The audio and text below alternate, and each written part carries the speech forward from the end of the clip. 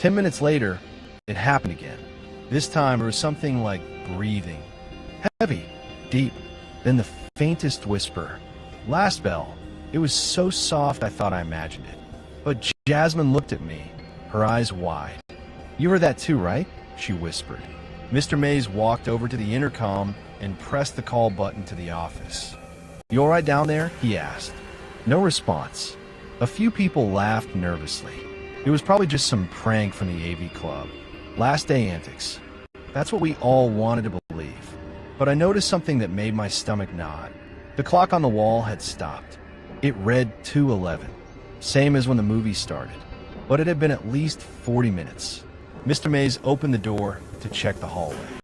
A second later, he slammed it shut again, face pale. "Everyone, away now." He locked it and pulled down the window shade. Jasmine asked him what he saw. All he said was, "There's someone walking the hall, but they're dragging something. It's loud."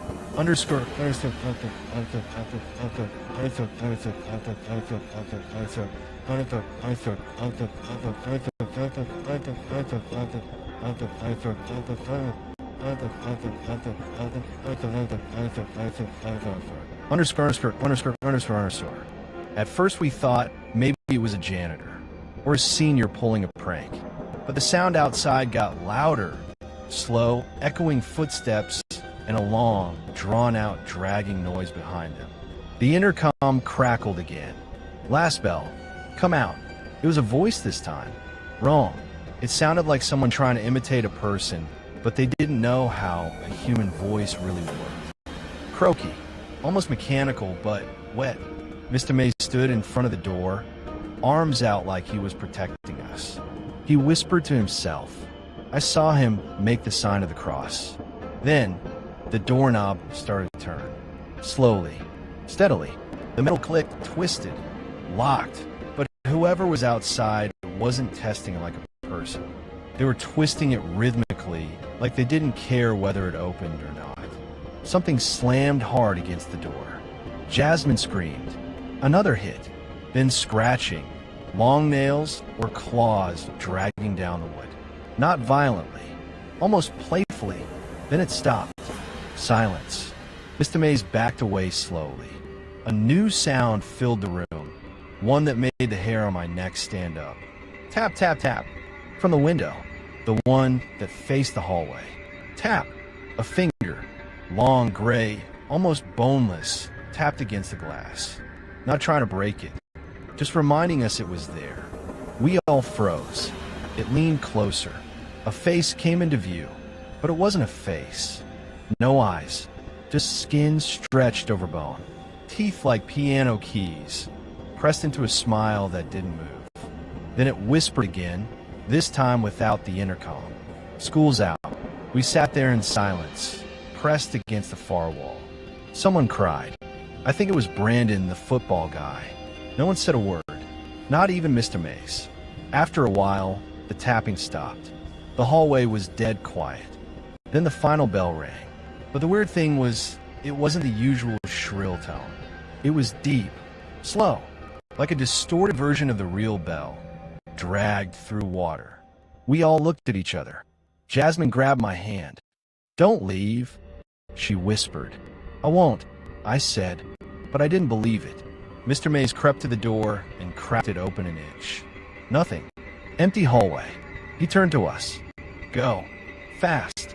Do not stop for anything." We ran. Some screamed. The lights flickered as we reached the stairwell. That dragging sound started again, closer. We didn't look back. We just ran. Outside, everything was normal. Bright. Kids getting on buses. Laughter. We didn't talk about what happened. The school never mentioned it. And Mr. Mays didn't return next year. He just vanished. I still talk to Jasmine sometimes, but we don't bring it up. Still, every June, right around the end of the school year, my phone picks up stats.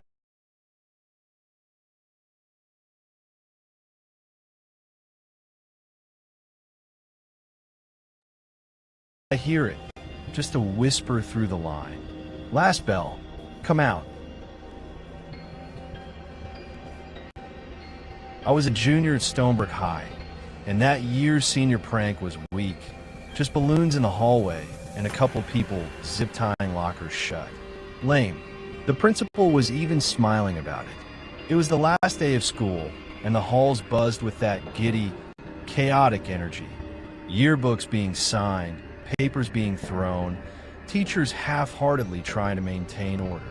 I was cleaning out my locker, number 311, when I saw something weird. Locker 313, right next to mine, was wide open. That was odd because it had been sealed shut all year. People said it had been broken during a fight and was permanently locked for repairs. But there it was, open, empty, except not quite. Inside sat an old-school cassette tape player. No label, just Play ME scratched into the plastic with something sharp. I thought it was part of the prank, maybe a scavenger hunt or something. So, naturally, I pressed play. At first, nothing but static.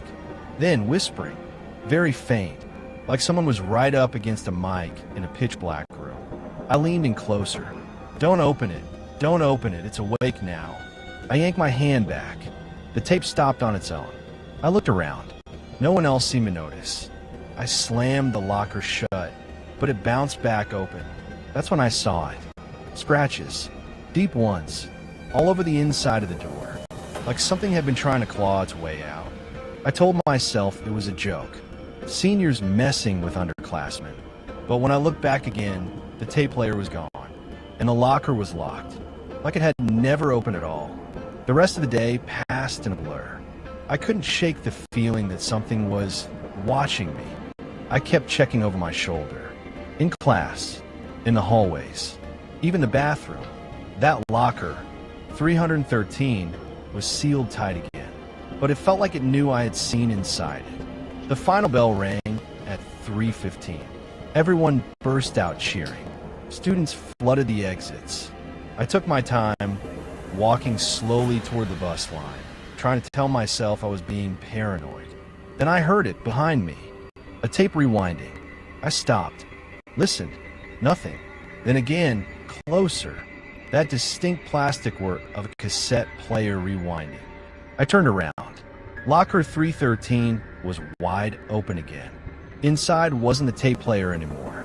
It was a mirror. Cracked. Cloudy. But it reflected something, someone standing behind me. A tall figure. No face. Just a smear where the eyes and mouth should be. Wearing a distorted version of our school uniform. Like something trying to imitate a student. Its arms were too long. Fingers wrapped around the locker's edge. I turned to run, but everyone was gone. The hallways were empty. The lights overhead began flickering one by one, like dominoes falling behind me. That's when I saw the tape player again. On the floor, playing itself. You shouldn't have opened it. Now you're part of it. Now, there's no out. I don't remember how I got out. One second I was in the hallway. The next I was outside sitting on the curb, and the school was buzzing like nothing happened. My bus pulled up. I got on, sat in the back, and stared out the window. But right before we drove off, I saw a figure in the school's second-story window. Watching me. Still, same distorted uniform.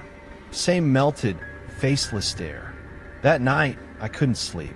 I Googled everything. Locker 313, old school rumors, even the school's architectural plans. And that's when I found something that chilled me to the bone. Stonebrook High doesn't have a locker 313. The layout skips from 312 to 314. Every floor, every yearbook photo, even the old blueprints. It never existed. I went back the next week, summer school orientation. Brought my friend Tom with me, just to prove I wasn't crazy. We stood in front of where 313 should have been. There was nothing there, just a blank patch of wall. Seamless, like it had never been there at all. But right before we walked away, Tom froze. "What's that sound?" he asked. I strained to listen. From deep behind the wall, we both heard it. The soft whir of a cassette rewinding. It was the last day of 8th grade at Crestwood Middle.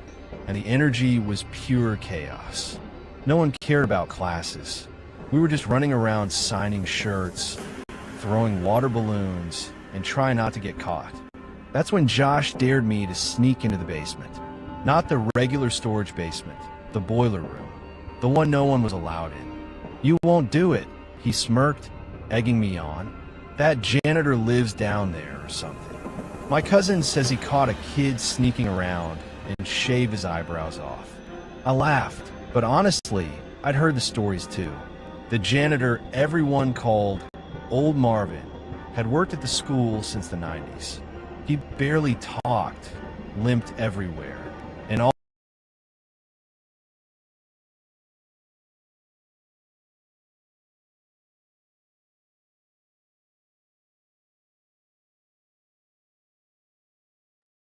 the cot in jars full of teeth. I didn't believe it. It was just the kind of stuff middle schoolers make up to scare each other. So I said screw it. For 20 bucks and a Coke, I'd go down and snap a photo. The entrance was behind the gym, this heavy steel door that was always padlocked. But it wasn't that day. The lock was just dangling, almost like someone was waiting. I pulled it open. The smell hit first. Musty, wet concrete and burnt metal. I clicked on my phone flashlight and stepped inside. The door slammed shut behind me. I whipped around, hard on my throat. Silence. Then a voice, low and croaky, echoed from somewhere in the dark. I told them, "No more kids down here." My flashlight flickered. For a second, I saw what looked like a maze of old pipes, rusted stairs, and a trail of oily footprints leading deeper. My gut screamed to turn around, but something about the voice didn't sound angry, just tired, like it was used to being ignored. I took a few steps in. The deeper I went, the stranger things looked. There were old desks piled in corners, textbooks from the 1970s, and stuffed animals, piles of them, lined up like they were on display. Most were torn, moldy, or missing eyes. Then I found the door, a small wooden one that looked totally out of place. Someone had scribbled on it in Sharpie. No students, no noise, no light. The handle was sticky with something that smelled like rot. I pushed it open. Inside was a small room, just a cot, a light bulb swinging from the ceiling, and on the walls, drawings. Hundreds of them, childish sketches done in crayon. Each one showing a kid's face, eyes X'd out, standing in front of the same basement door. I raised my phone to take a photo, and that's when I saw him. In the corner, slumped in a chair. The janitor, at least what was left of him. His uniform was stiff with dry blood, his skin gray and sagging. His head was tilted back, mouth open like he died mid-scream. But the worst part, his eyes were still wet, and he blinked. I ran. I don't even remember screaming. Just the slam of my sneakers on the concrete and the flicker of my dying phone flashlight. Somehow, I made it back to the steel door. It was wide open. Josh was standing there wide-eyed. "Dude, what the hell happened? You were only..."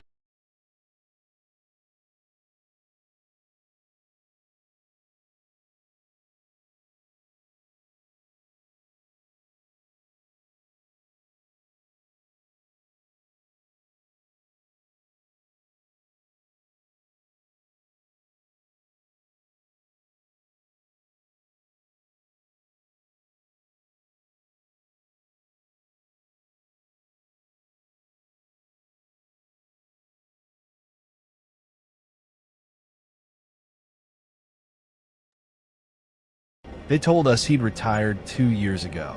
Except now, that room under the school, it's still there. And every year, someone disappears on the last day. Sometimes a freshman, sometimes a senior. The school covers it up, transferred, family emergency, moved away. But I know better, because 2 days ago on the last day of school this year, I got a package. No return address. Inside was a drawing, crayon on yellow paper. A boy with X's for eyes, standing in front of a basement door, and he was wearing the same hoodie I wore in 8th grade. Have you ever experienced something truly unexplainable? A chilling moment that defied logic or made your blood run cold? We want to hear your real-life horror stories. Drop them in the comments below, and your encounter might be featured in a future episode of our terrifying series. If you're brave enough to keep going, don't miss our next video packed with true scary stories, creepy real-life encounters, and paranormal events that will haunt your dreams. Like, subscribe, and hit the bell so you never miss a moment where the line between reality and nightmare disappears. The shadows are to the call. It was the final period of the school year, 6th period English with Mr. Mays, a teacher so old school he still used a chalkboard. The desks were half empty. Seniors had already left for graduation prep, and the rest of us were in full-on summer mode. Me, Kayla, and my best friend Jasmine sat in the back, swapping playlists and doodling on our notebooks. Mr. Mays was letting us watch Dead Poet Society, his usual end-of-year ritual. About 20 minutes in, I noticed something weird. The intercom clicked on like someone had pressed the button halfway, but no announcement followed. Just soft static. Mr. Mays looked up and frowned, but shrugged it off. 10 minutes later, it happened again. This time, it was something like breathing. Heavy, deep, then the faint last bell. It was so soft I thought I imagined it. But Jasmine looked at me, her eyes wide. "You heard that too, right?" she whispered. Mr. Mays walked over to the intercom and pressed the call button to the office. "You all right down there?" he asked. No response. A few people laughed nervously. It was probably from the AV Club. Last day antics. That's what we all wanted to believe. But I noticed something that made my stomach nod. The clock on the wall had stopped. It read 2:11. Same as when the movie started. But it had been at least 40 minutes. Mr. Mays opened the door to check the hallway. A second later, he slammed it shut again, face pale. "Everyone, away from the door. Now." He locked it and pulled down the window